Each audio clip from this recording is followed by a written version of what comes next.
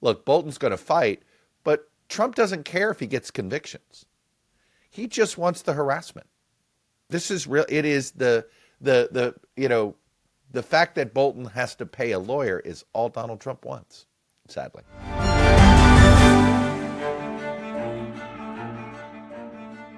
I am Maddie, Hale, and welcome to the Trump Report. Today I've got Chuck Todd on the show, a former MSNBC host and moderator, and of course host of the Chuck Todd Cast. And just a reminder that you can watch us every day, Monday through Friday on Times Radio's YouTube, or you can stream us as a podcast wherever you get your podcasts. Chuck, thank you so much for joining the show again.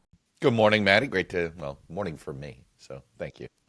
And day for us. I want to start off with what happened overnight. Donald Trump on Truth Social, kind of out of the blue, he said that he and Vladimir Putin had a productive phone call where the Russian leader congratulated on him getting this phase one of the Gaza peace deal over the line. He said that the two will officially meet for another in-person summit in the coming weeks. He said, President Putin and I will then meet in an agreed upon location in Hungary to see if we can bring this inglorious war between Russia and Ukraine to an end. President Zelenskyy and I will be meeting tomorrow in the Oval Office, which was of course today, where we will discuss my conversation with President Putin and much more. I believe great progress was made today with today's telephone conversation. So this, of course, Chuck, comes off the back that there has been so much conversation surrounding the United States sending these Tomahawk missiles to Ukraine. There's something that the Kremlin keep coming out and threatening the US over, threatening further escalation of this war. So what was your reaction to the, response from Donald Trump when he announced that he'd had this phone call? In some ways, I'm never surprised anymore when it comes to these Putin interactions. But I think it was interesting what Zelenskyy said and it was more of his response to the summit news, which of course had come out earlier in the day yesterday. This idea that he was going to meet, that they're going to meet in Hungary, maybe as early as next week. We'll see what day of the week it ends up being, or if it's the week after. And it was in Zelenskyy's view that the selling of the Tomahawks is what got Putin to the table. And Zelenskyy's message today, I think, is going to be that, hey, the more weapons you give us, the more you put pressure, military pressure on Putin, the more actually he's likely to come to the table. So the rhetoric's the rhetoric, but the actions are what matter here. So look, I think you can look at this with a little more optimism and say the fact that Putin wants to talk means he's nervous that he doesn't have Trump where he once had him. But Chuck, I wonder about that, because that seems to be the tactic that Putin keeps using, because the reason why he agreed to do the Alaska summit was because Trump kept threatening further sanctions on Russia, to the point where he said, okay, let's meet, and they had the Alaska summit, and then they left with nothing. They left with no ceasefire, they left with no sanctions being put on Russia. So when you're looking at this situation, I wonder, do you think, what is the point of coming back to these negotiations if we get really nothing out of it? Well, other than if you're not going to keep talking, then you have no chance at ending this without, So as much as I think that, frankly, Trump's a mark to Trump, right? That Trump, for whatever reason, he rolls over for Putin in ways that he doesn't roll over for many others. Although you could make the same argument with Xi, that ultimately the meme in the finance world is taco, right? Trump always chickens out. When it comes with Xi and Putin, that's almost a consistent response. I mean, I do think he doesn't, for whatever reason, he doesn't want to have a superpower confrontation with Russia. And so I think Putin knows that. And I think Putin thinks these meetings are a way to get Trump to back off, or at least buy him more time. And this is the real problem, though, strategically, which is, what does Putin really want? More time, right? He continues to want more time. Frankly, just like what we saw in the Middle East, where Bibi just wanted more time. He didn't want to stop the fighting. Putin doesn't want to start negotiating until he thinks he has an incredible advantage as far as territory is concerned. So, and we are getting close to the wintertime, and we're essentially, everybody's position will start to freeze, literally and figuratively. You mentioned the way that Zelenskyy responded to this, and he basically said that he said that Moscow was rushing to resume dialogue with Trump as soon as it hears about the Tomahawk. So do we think that this was a tactical phone call? You mentioned buying time, Chuck, that it was a tactical phone call from Putin to almost try his hand at swaying Trump back onto his side again. Yeah, that's what I mean. That's what I think it was. He knows he's meeting Zelensky tomorrow, and I think he was trying to stop more sales and seeing if he could at least by having, reminding him, hey, we're going to have talks soon. Don't you want these to be productive? Don't agree to anything new when it comes to arming Ukraine until we've had our meeting. It certainly would be the rational, if you're sitting in Putin's shoes, the rational move to make. Are we worried, Chuck, that this will throw a complete curveball for Zelensky and his meeting today in the Oval Office with Trump? We've just seen Trump get back onto the side of Ukraine. We've seen him publicly condemning Putin, coming out the UN General Assembly saying that Ukraine can win this war. Are we worried that basically this meeting will throw a curveball to Zelensky, that he will say not providing tomahawks and potentially even worse? I guess I understand that fear, right? Because Zelensky has mismanaged the Trump relationship a few times and then set him off. I think he is pretty wired in with this team. I think Rubio in particular wants Zelensky to succeed. I think Zelensky's figured this out. I think Zelensky now knows when not to push buttons. So I guess I have more confidence that Zelensky has learned how to deal with this version of Donald Trump. He has more. He has a few more ties into this administration than he did at the start. He's got. So I think he's been. Every one of his meetings since that horrible confrontation with J.D. Vance back at essentially the start of this term has gone much better than any of us have thought, and that's because Team Zelensky has worked really hard to have a better relationship, whether it's on the lobbying front, the financing front, or the military ties. They've definitely learnt how to speak Trump's language. So, Chuck, your interpretation is that it's highly unlikely that we will see a repeat showdown what we saw in February. I would be shocked. And let's not forget, to me, the most surprising development of the week on America's potential, I say potential support for Ukraine at times, because this administration, I'm never convinced they're 100% going to back Ukraine when we need them to, was Pete Hegseth at that meeting of defense ministers was pretty tough on Russia, and we had never heard him and he speak that way. And he certainly, I'll tell you this with Pete Hegseth, he's not going to do that off the cuff. Okay, that was an intentional message that was coordinated with the administration.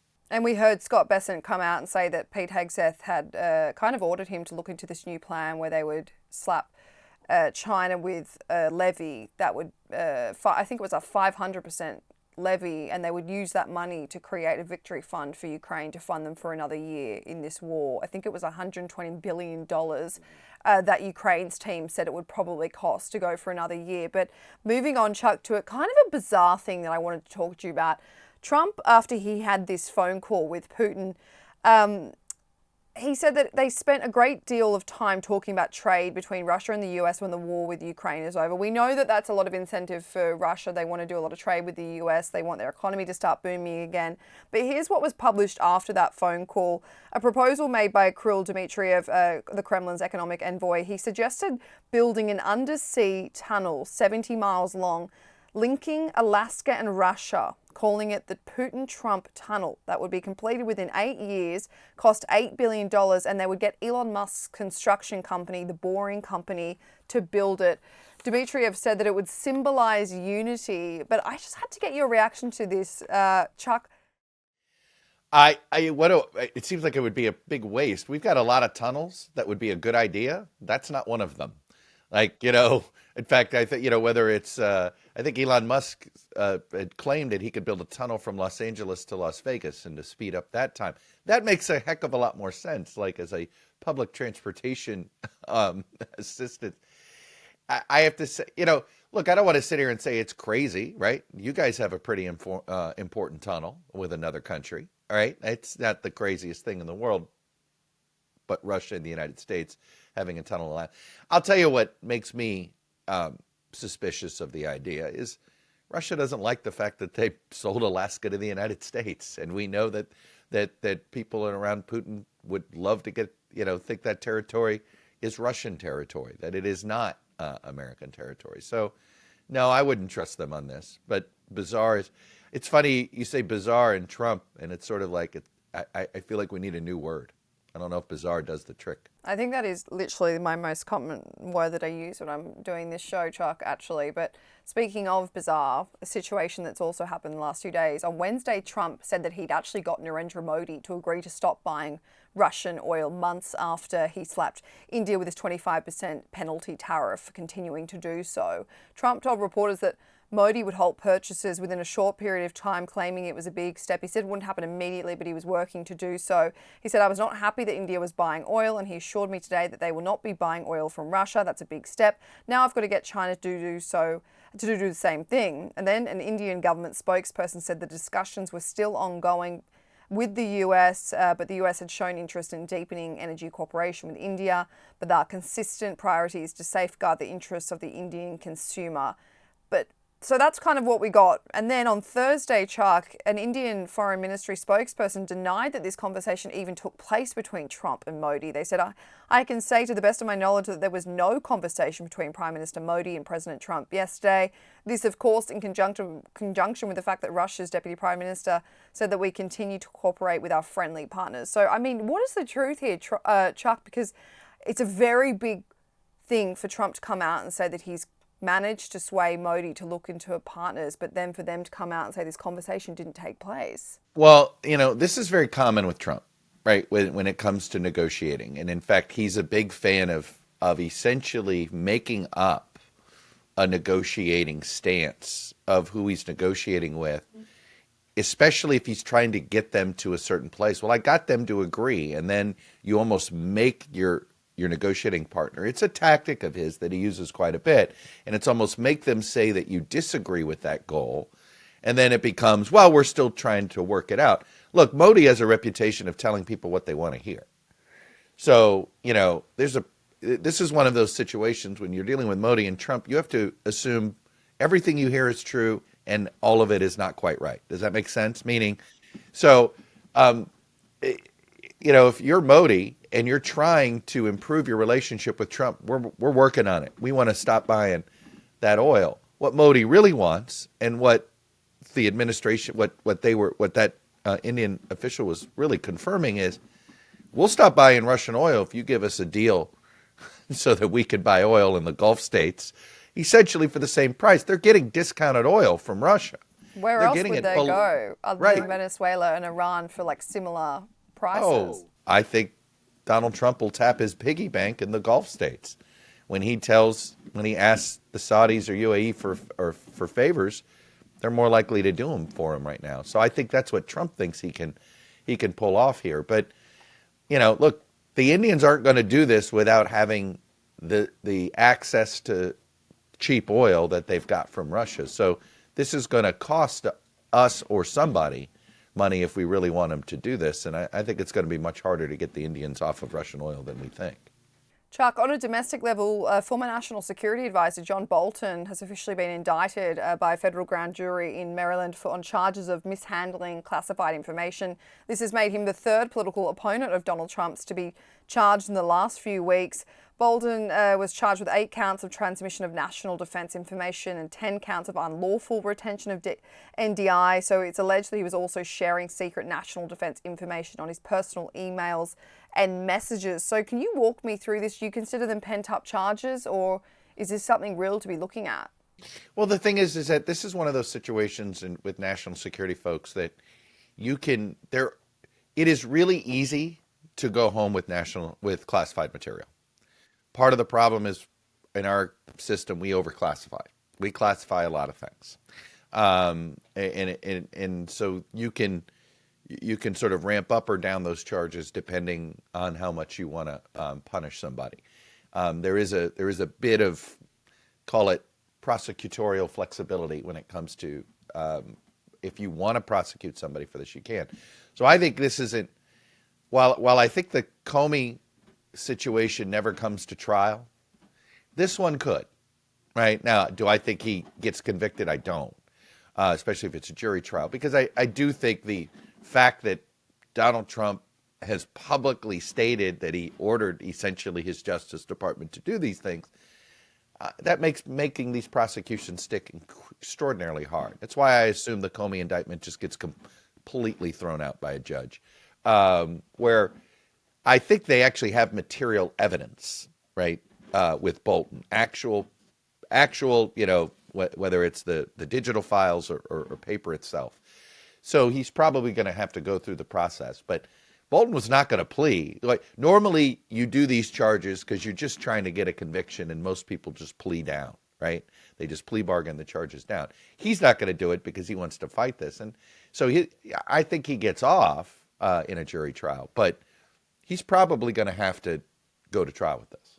Well, let me read out his scathing response to you, Chuck. I'm sure you've seen it, but just for our audience, he said that he had devoted his life to America's foreign policy and national security, so I would never compromise those goals. I tried to do that during my tenure in the first Trump administration, but resigned when it became impossible to do so. He claimed that after the publication of his book, The Room Where It Happened, he is now the latest target in weaponizing the Justice Department to charge those he deems to be his enemies with charges that were declined before or distort the facts, despite the fact that this book had been cleared by government officials and over 4 years of the prior administration. After these reviews, no charges were ever filed. He then said, then came Trump 2, who embodies what Joseph Stalin's head of secret police once said, you show me the man and I'll show you the crime. So what's your reaction to that response from John Bolton? You're right. He's not going to let this go. He's not going to plea, right? He's not going to it.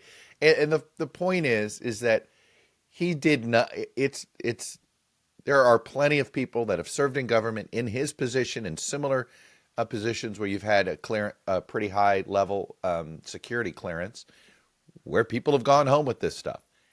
It is, again, if you knowingly steal it. Sandy Berger was a gentleman who was a national security advisor for Bill Clinton. He went to the archives and literally got caught stuffing a classified document in his pants. All right. He got charged for that and he got convicted for that. That's not what John Bolton it's not what he's accused of doing, and it's just not the practice of Bolton. And the more important point he did make here, which is why, again, I expect this to go to trial. I don't expect him to get convicted, is that he went through this process once, right? He did get his book cleared. Now, what they're going to say is it's not the book, that this is you had actual material in your hands. That's the situation. But if it's did he do anything with it, right? Did he try to benefit from it financially? Did he try to give it away? He did not. There's no evidence that he did any of those things. So, look, Bolton's going to fight, but Trump doesn't care if he gets convictions. He just wants the harassment. This is real. It is the fact that Bolton has to pay a lawyer is all Donald Trump wants, sadly. Chuck Todd, thank you so much for joining the Trump Report today. Thank you, Maddie. Good to see you.